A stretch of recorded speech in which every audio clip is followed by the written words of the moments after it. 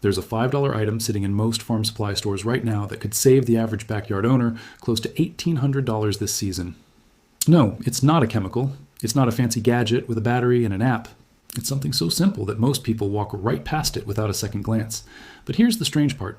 The people who actually use it tend to be older farmers, the kind who grew up before pest control companies existed, back when you had to solve problems with what was cheap and what actually worked.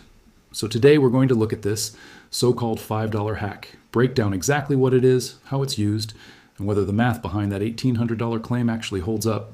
Because on this channel, we don't just care about whether something works, we care about whether it's worth your money and your time. If that sounds like your kind of channel, go ahead and hit subscribe now, because we're about to dig into the numbers and the process together, and you won't want to miss what we find along the way. All right, let's start with the basic economic problem here, because before we even talk about the hack itself, we need to understand why backyard pest control costs so much in the first place. Think about a normal season for someone with a garden, a patio, maybe some fruit trees, and a lawn they actually want to enjoy sitting on in the evening. Mosquitoes show up first, usually right after the first warm rain. Then come the ants, marching in lines across the porch like they pay rent there. Then the aphids on the tomato plants, the beetles on the roses, and by midsummer, a rotating cast of unwanted guests that never seem to send an invitation before arriving. Most people respond to this the same way. They go to the store, they buy a spray, it works for a week or two, and then they buy another one. Multiply that by a full growing season, add in a pest control service if someone hires one for the mosquito problem alone, and the number climbs fast, without anyone really noticing. That's the part that surprises people when they actually sit down and track it.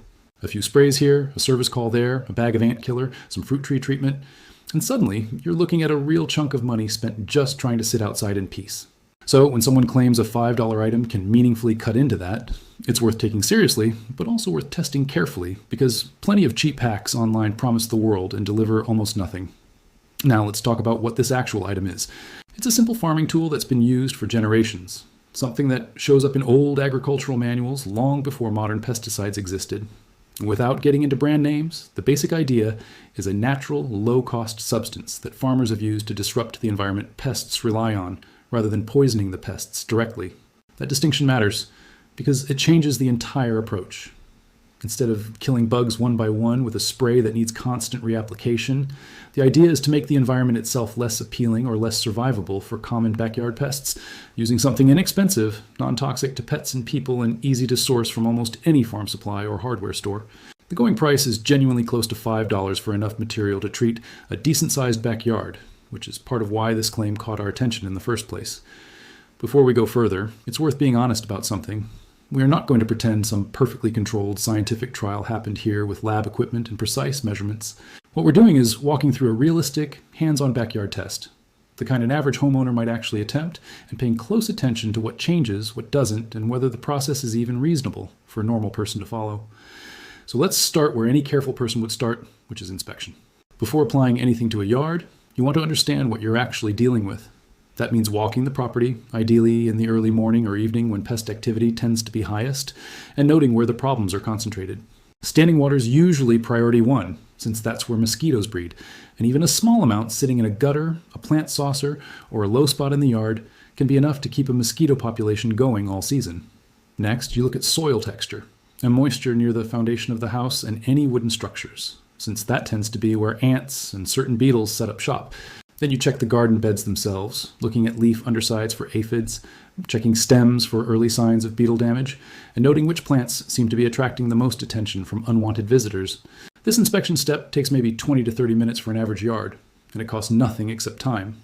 But it's arguably the most important part of the entire process, because it tells you where to actually apply the $5 solution instead of wasting it evenly across an area that doesn't need it.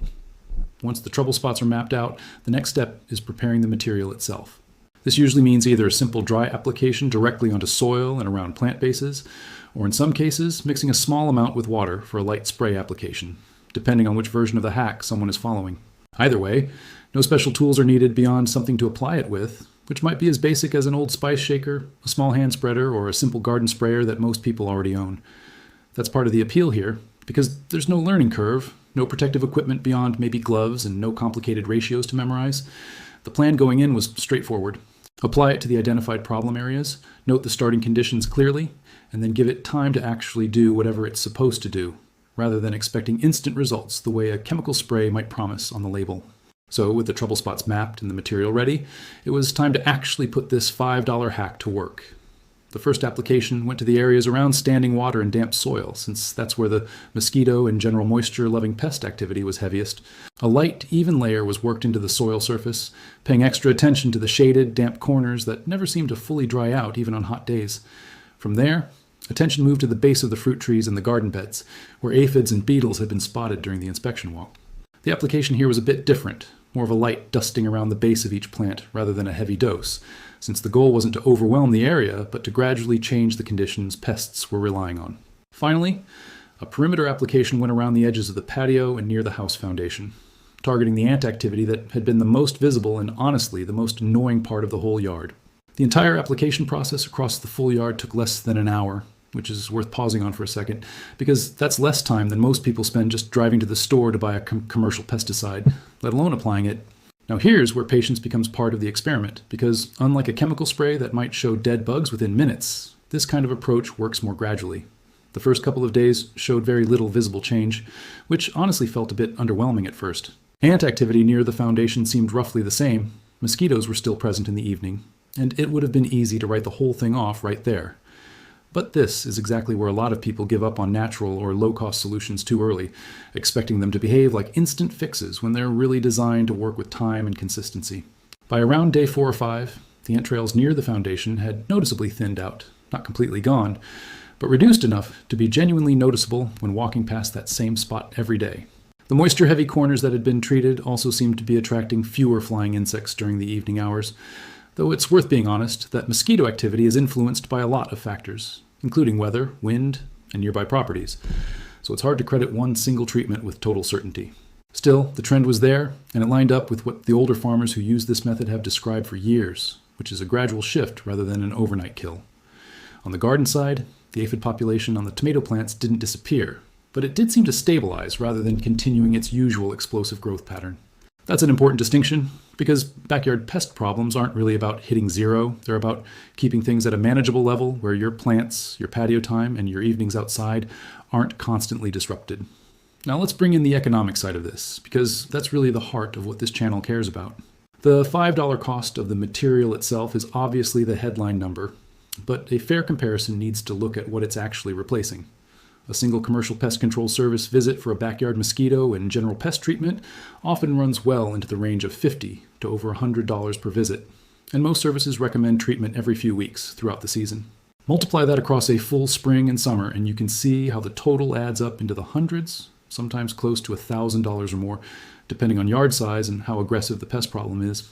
Add in the individual sprays people buy for ants, aphids, and beetles separately, plus mosquito coils, citronella candles, and other small purchases that pile up over a season. And the $1,800 figure in the title starts to look less like clickbait and more like a realistic estimate for a household that was previously paying for a combination of professional service plus retail products. That said, honesty matters here, and it's worth being clear about the limitations of this approach. This method is not a guaranteed total pest elimination system. It requires reapplication, especially after heavy rain, since the material can wash away or become less effective when soaked. It also requires that initial time investment for inspection and application, which, while small, is still real effort that a fully hands-off pest control service would otherwise handle for you. There's also a learning curve in understanding your own yard, since applying this blindly without identifying the actual problem areas first tends to produce weaker results than the targeted approach that was used here. And for severe infestations, particularly termite issues or large-scale wasp nests, this kind of low-cost natural method is genuinely not a substitute for proper professional treatment, and pretending otherwise would be irresponsible. What this experiment does show, though, is that for the common, everyday backyard nuisances most people deal with, a $5 item used with a bit of patience and basic observation can meaningfully reduce the need for repeated store-bought sprays and expensive service calls. The savings aren't instant. They're not guaranteed to hit an exact number for every yard, but the trend lines up with what generations of farmers have quietly known and used long before pest control became a recurring, subscription-style expense for the average homeowner. So after a full season of watching this play out, the real question isn't just whether the ants thinned out or the mosquitoes backed off a little. The real question is what this actually proves about how we spend money on problems that used to be solved with almost nothing. And the honest answer is that this experiment proves something smaller and more useful than a miracle cure. It proves that a lot of what we pay for in modern pest control is really paying for convenience, not for a result that couldn't be achieved another way. That's not a criticism of people who hire a service or buy the sprays. Time is worth money too, and for a busy household, paying someone else to handle the yard every few weeks might genuinely be the better trade, even if a $5 alternative technically exists.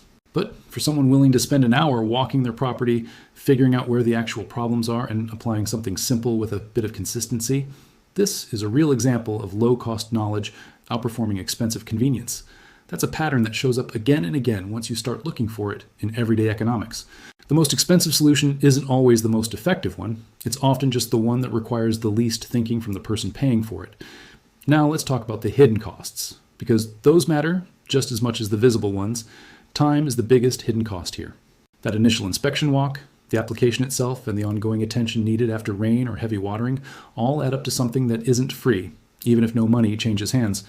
For someone who genuinely has no time to spare or who values their weekends more than the savings, this method might not make sense at all, and that's a completely reasonable conclusion to reach. There's also a learning cost, the kind that doesn't show up on a receipt. Understanding your yard, recognizing early signs of pest activity, and adjusting your approach based on what you observe takes a season or two to really get comfortable with. That's very different from calling a service and having someone else make all those decisions for you. So when does a hack like this actually make financial sense?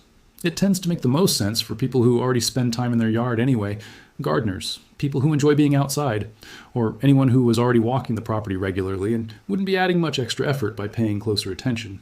It also makes sense for households trying to cut discretionary spending without sacrificing comfort, since $1,800 over a season is a meaningful amount of money for a lot of families, even if it doesn't feel that way when it's broken into small individual purchases.